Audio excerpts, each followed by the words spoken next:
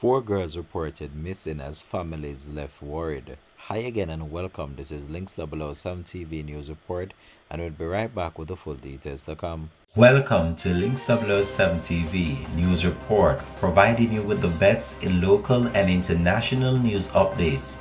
This is a place where you can get the most reliable and informative news information. Links 007 TV News Report. Welcome back and thanks for joining us. This is Links 007 TV News Report.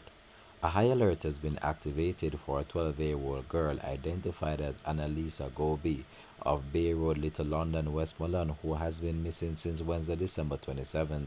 She is of dark complexion, medium build, and about 157 centimeters or 5 feet 2 inches tall. Reports from the Salvamar police are that Alicia was last seen around 12 midday in Salvamar, wearing a white sleeveless shirt, multicolored sweater, and blue jeans pants, and a pair of black slippers. All efforts to locate her since then have proven futile. Anyone knowing the whereabouts of Annalisa is being asked to contact the Salvamar police at 876-955-2336, the police 119 emergency number, or the nearest police station. At the same time, an Ananda alert has been activated for 14-year-old Mary Kate Richards of Lamburnum Drive, Portsmouth, St. Catherine, who has been missing since Tuesday, December 26. She is of dark complexion, slim built, and about 170 centimeters or 5 feet 7 inches tall. Reports from the Waterford police are that Mary Kate was last seen at home around 6:30 p.m., wearing a red dress and a pair of black slippers.